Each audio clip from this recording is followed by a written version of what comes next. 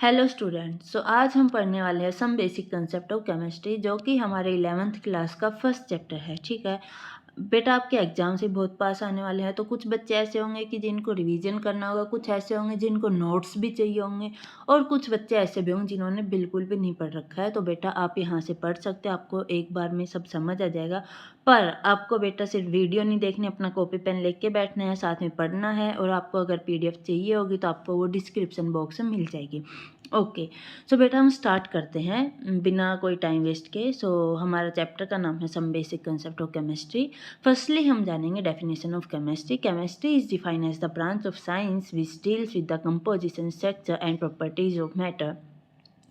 सो बेटा क्या होता है बेसिकली, जो हमारे कंपाउंड्स होते हैं इसमें हम क्या देखते हैं कि वो क्या कंपोजिशन, मतलब कि किन किन चीज़ों से मिलके बना, क्या क्या कंपोजिशन उसमें है। ठीक है, वो देखते हैं हम। स्ट्रक्चर, क्या उसकी स्ट्रक्चर है, कैसा दिखता है, उसके बारे में हम पढ़ते हैं बेटा।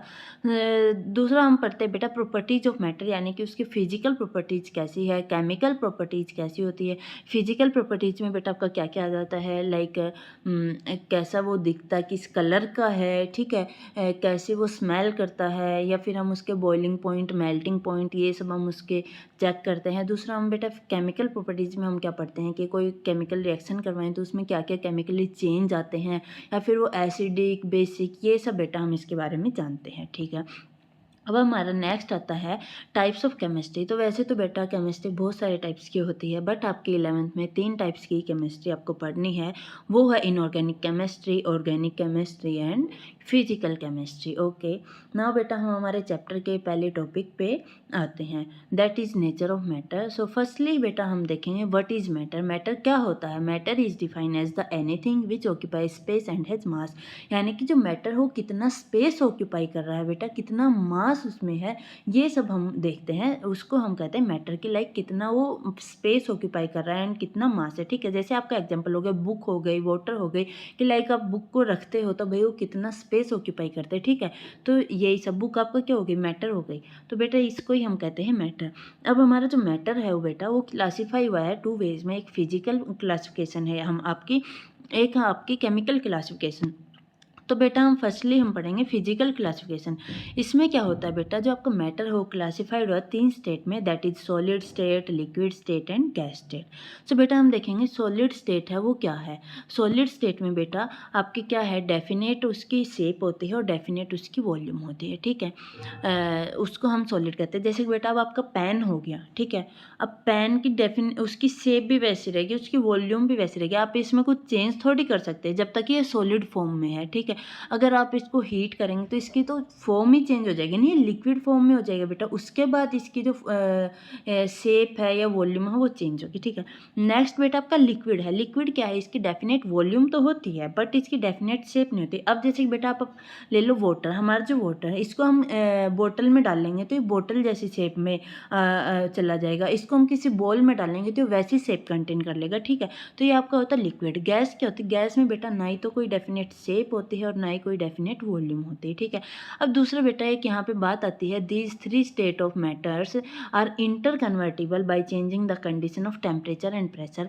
क्या है इसका मतलब बेटा, जो आपकी ये 3 स्टेट है सॉलिड, लिक्विड एंड गैस, ये एक दूसरे से इंटर कन्वर्ट हो जाती है। कैसे होती है, बाई चेंजिंग द कंडीशन। कौन सी कंडीशन, टेम्परेचर या प्रेशर चेंज होता है तो ये एक दूसरे से क्या है, इंटर कन्वर्ट हो जाती है। जैसे कि यहाँ पे है सॉलिड, सॉलिड को हमने हीट किया बेटा तो लिक्विड में चेंज हो गया, एंड लिक्विड को हीट किया बेटा तो गैस में चेंज हो गया। ठीक है, सेम रिवर्सिबल है ये, अगर गैस को हम कूल करेंगे तो लिक्विड में हो जाएगा, लिक्विड को कूल करेंगे तो सॉलिड में।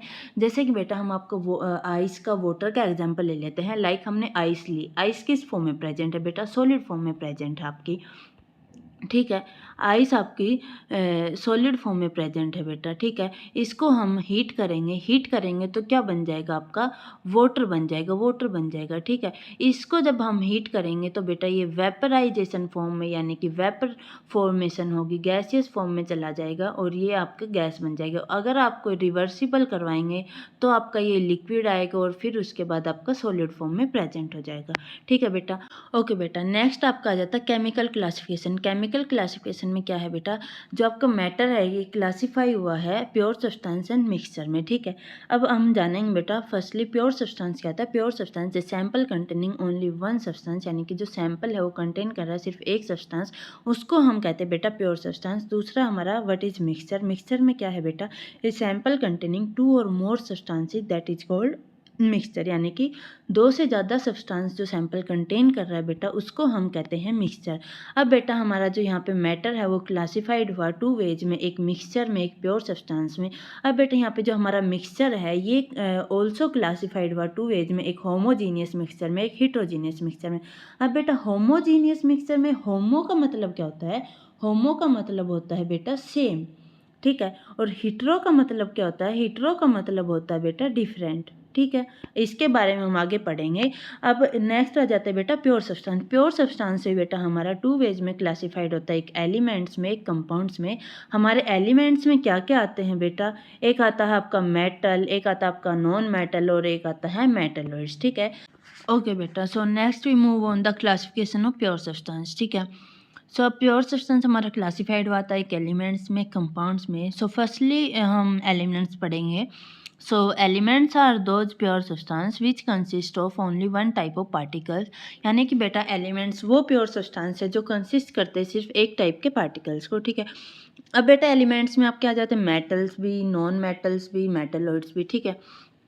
अब मेटल्स क्या होता है, मेटल्स वो होते हैं बेटा जो पॉजिटिव चार्ज कंटेन करते हैं, ठीक है, उनको हम बोलते हैं मेटल्स।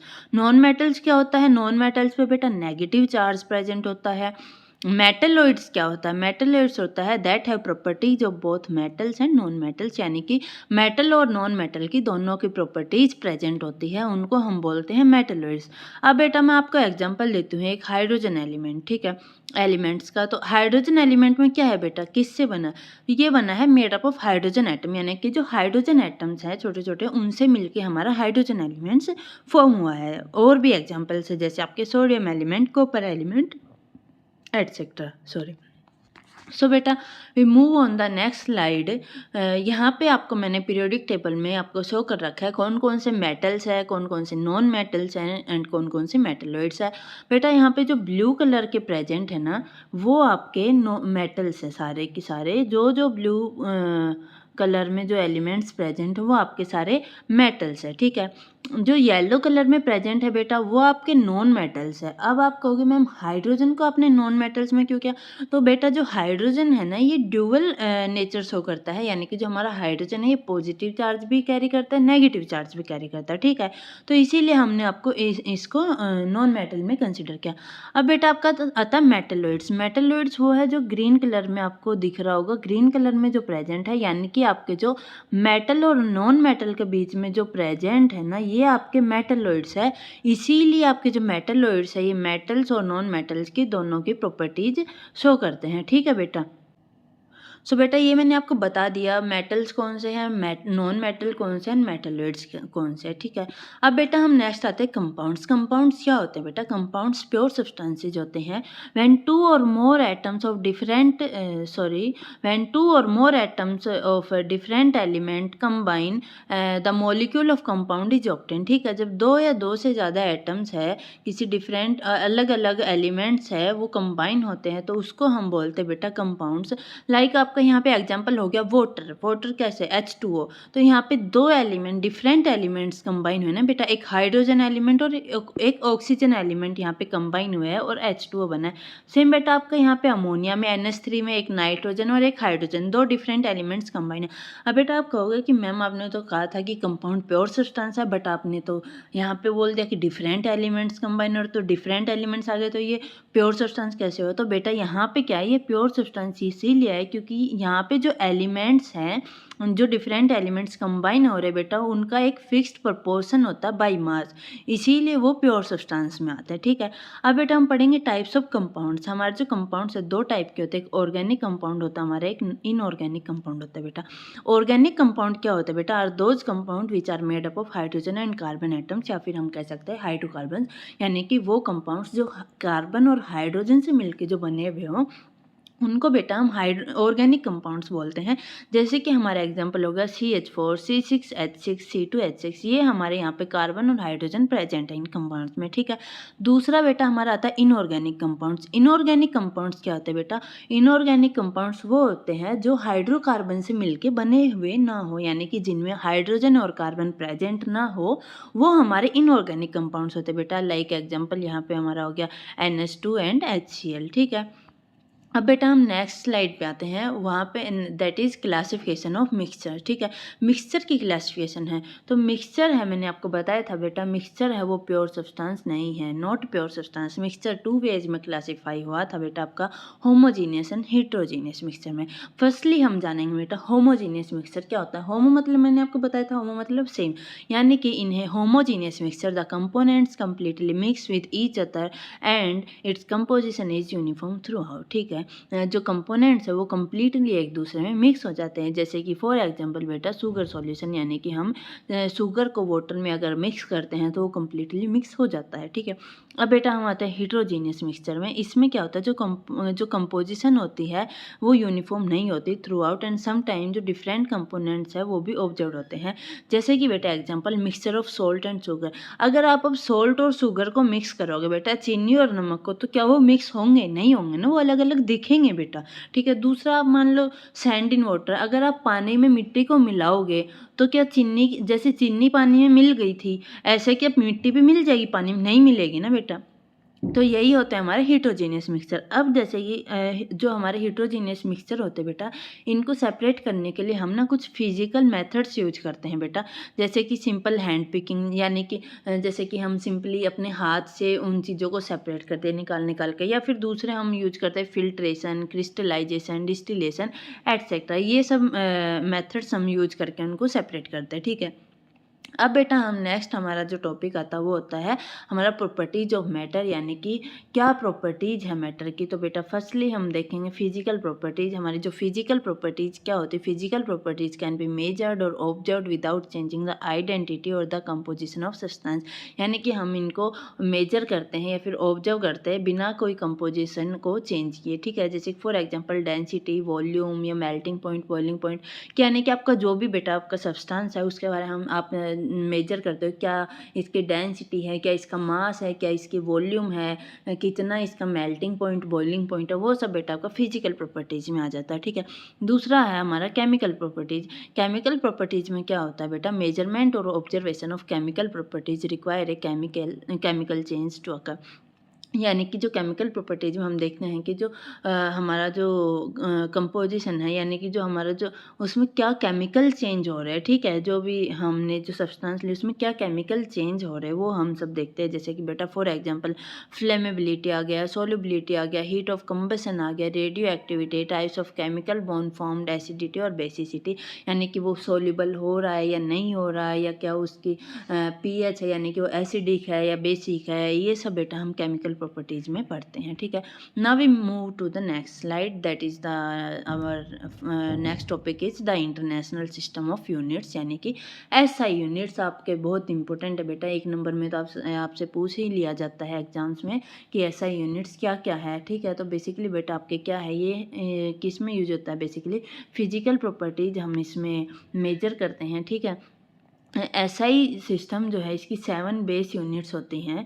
कौन कौन सी होती है 7 बेस यूनिट्स आपकी बेटा, देखिए these units pertaining to the 7 fundamental scientific quantities. ये जो यूनिट्स है ये पर्टेन करती है 7 फंडामेंटल साइंटिफिक क्वांटिटीज। अभी आपको आगे मैं दिखाती कौन कौन सी 7 आपकी फिजिकल क्वांटिटी है। तो ये आपकी फिजिकल क्वांटिटी, फर्स्टली आपके आता है लेंथ। लेंथ को आप सबको पता ही होगा, स्मॉल l से आप डिनोट करते हो सिंबल में, ठीक है। इसके SI यूनिट मीटर होती है जिसको हम स्मॉल m से लिखते हैं। मास स्मॉल m से हम इसको इसका जो सिंबल है डिनोट करते हैं। इसकी जो SI यूनिट होती है वो किलोग्राम में होती है जिसको हम kg से डिनोट करते हैं। नेक्स्ट हमारा आती है टाइम। टाइम को स्मॉल t से हम लिखते हैं जिसकी SI यूनिट बेटा सेकंड होती है, स्मॉल s से इसको रिप्रेजेंट करते हैं, ठीक है। नेक्स्ट हमारा आता है बेटा इलेक्ट्रिक करंट, कैपिटल I से हम डिनोट करते हैं। इसकी जो SI यूनिट होती है वो एम्पियर होती है, कैपिटल A से लिखते हैं हम इसको, ठीक है। है। अब नेक्स्ट आता है बेटा आपको थर्मोडाइनमिक टेम्परेचर। टेम्परेचर को आप किससे डिनोट करते हो? कैपिटल टी से, ठीक है। इसकी जो एसआई यूनिट है बेटा वो केल्विन है, के से रिप्रेजेंट करते हैं। नेक्स्ट बेटा आपके आते हैं अमाउंट ऑफ सब्सटेंस एन, मोल यानी कि MOL, मोल। इसकी जो एसआई यूनिट है अमाउंट की मोल होती है। फिर बेटा आप कहते हैं लेमिनस इंटेंसिटी, जिसकी एसआई यूनिट होती है कैंडेला, CD, ठीक है।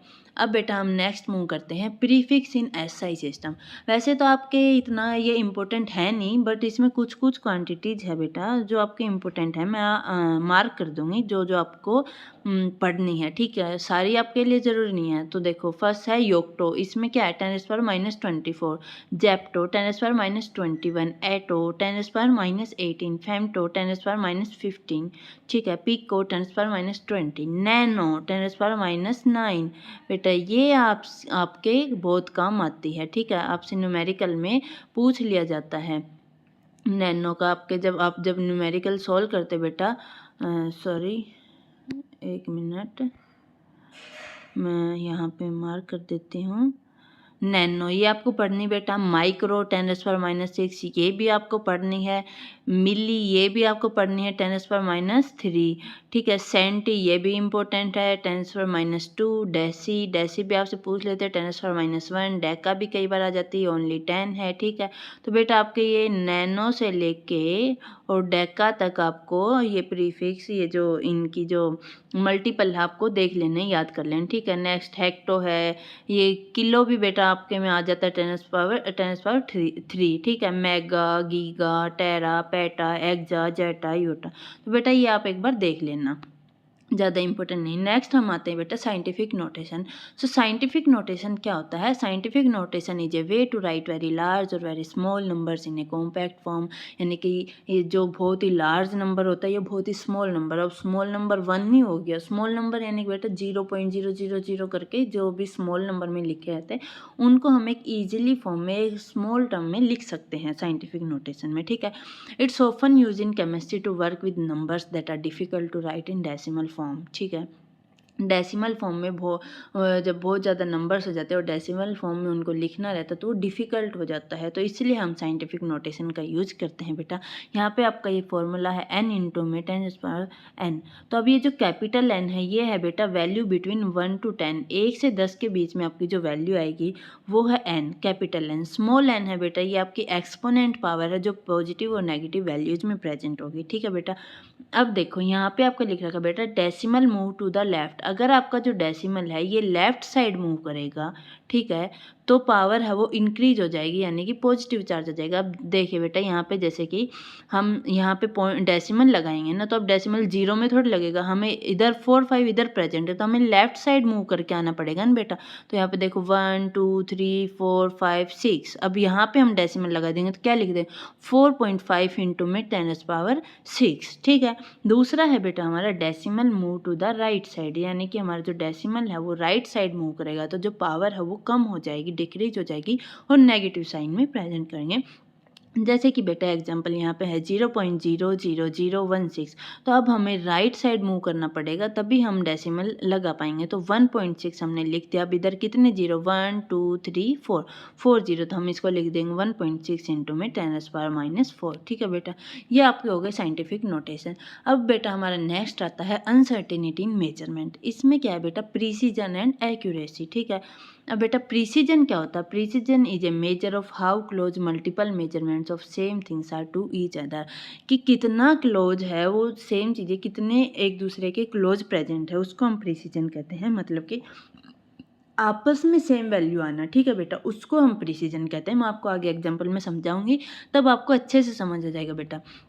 दूसरा है आपका एक्यूरेसी। एक्यूरेसी क्या है? Is a measure of how close a measurement is to the true और एक्सेप्टेड वैल्यू ऑफ क्वांटिटी, यानी कि एक्यूरेसी में यानी कि कितना क्लोज जो आपकी ट्रू वैल्यू है यानी कि जो आपकी रियल वैल्यू है बेटा उसके कितना क्लोज प्रेजेंट है उसको हम एक्यूरेसी कहते हैं। यानी कि रियल वैल्यू के आसपास वैल्यू आना उसको हम एक्यूरेसी कहते हैं, ठीक है बेटा। अब आगे देखिए जैसे कि एग्जाम्पल हमने ले लिया, आपके पास यहाँ पे ट्रू वैल्यू बेटा 5.0 ग्राम है, ठीक है। तो फर्स्ट राउंड में हम देखें 4.6 आया, 5.2, फिर 4.2। तो बेटा यहाँ पे ना तो आपका प्रिसीजन आ रहा है और ना ही आपके एक्यूरेट आ रहा है, ठीक है। नेक्स्ट में हम देखते हैं 4.2, 4.2, 4.2। तो बेटा ये आपके पास एक्यूरेट तो नहीं आ रही है, ठीक है, बट प्रिसाइज आ रही है, यानी कि यहाँ पे प्रिसीजन है, ठीक है। अब नेक्स्ट में 5.0, 5.05। तो बेटा यहाँ पे आपके एक्यूरेट भी है एंड प्रिसीजन में, ठीक है। तो इस एग्जाम्पल के थ्रू आपको अच्छे से समझ में आ गया होगा कि प्रिसीजन मतलब कि सेम आना एक दूसरे से, और एक्यूरेट मतलब कि जो आपकी जो ट्रू वैल्यू है उसके जैसे सेम वैल्यू आना, ठीक है। अब बेटा हम नेक्स्ट मूव करते हैं सिग्निफिकेंट फिगर। सिग्निफिकेंट फिगर्स क्या होते हैं बेटा? Digits in A measurement that indicate it's accuracy and precision, यानी कि जो डिजिट्स है जो मेजरमेंट करते हैं वो इंडिकेट करती है एक्यूरेसी और प्रिसीजन को, ठीक है। या फिर हम दूसरे तरीके से भी इसके डिफाइन कर सकते हैं बेटा, significant figure in a number is the sum of certain digits and one uncertain digits, यानी कि sum of certain digits and uncertain digits. इसका मतलब क्या हो बेटा? जैसे कि यहाँ पे आपके पास है 34.5, ठीक है। तो आपका जो ये 34 है ये तो आपका हो गया बेटा सर्टेन डिजिट्स, ठीक है। और जो आपका ये 5 है ये हो गया अनसर्टेन डिजिट्स। अब क्या लिख रखा आपकी डेफिनेशन में? सम ऑफ सर्टेन, यानी कि समीशन ऑफ। तो अब ये सम होके समीशन होके ही तो हम इसको ऐसे लिख रहे हैं 34.5। तो आपकी ये क्या बन गई? सिग्निफिकेंट फिगर बन गई, ठीक है। ये आपकी सर्टेन डिजिट होगी, ये आपकी अनसर्टेन डिजिट होगी, और ये आपकी कंप्लीटली इनका सम होकर आपकी क्या बन गई? सिग्निफिकेंट फिगर हो गई, ठीक है बेटा। अब हम नेक्स्ट आते हैं, हमारे जो सिग्निफिकेंट फिगर्स हैं इसके कुछ रूल्स होते हैं। तो बेटा यहाँ पे ना एक दो नंबर का वो आता है, क्वेश्चन पूछ लिया जाता है। तो ये बहुत ईजी बेटा, इसमें बिल्कुल भी गलत नहीं होना चाहिए आपके एग्जाम में, ठीक है। अच्छे से पढ़ लो, कुछ भी नहीं है, एक बार आप पढ़ोगे आपके समझ आ जाएगा। देखिए पहला रूल आपका क्या है, एक मिनट। पहला रूल, फर्स्ट रूल है बेटा, all non zero digits are significant, यानी कि जितने भी नॉन जीरो डिजिट्स है वो सिग्निफिकेंट फिगर हो गए। जैसे कि एग्जांपल है बेटा यहाँ पे 285, तो यहाँ पे कोई भी जीरो प्रेजेंट नहीं है, तो यहाँ पे 3 सिग्निफिकेंट फिगर प्रेजेंट है, ठीक है बेटा। सेकंड हमारा आता है initial zero are not significant figure, यानी कि जो स्टार्टिंग में जो जीरो प्रेजेंट होगा वो आपका सिग्निफिकेंट फिगर नहीं होगा। जैसे कि यहाँ पे है 0.003, तो यहाँ पे बेटा आपके सिर्फ एक सिग्निफिकेंट फिगर होगी, ठीक है। दूसरा एग्जाम्पल देख लो 0.054, तो यहाँ पे बेटा आपकी 2 सिग्निफिकेंट फिगर होगी। जो इनिशियल जीरो है वो काउंट नहीं होगा सिग्निफिकेंट फिगर में, ठीक है।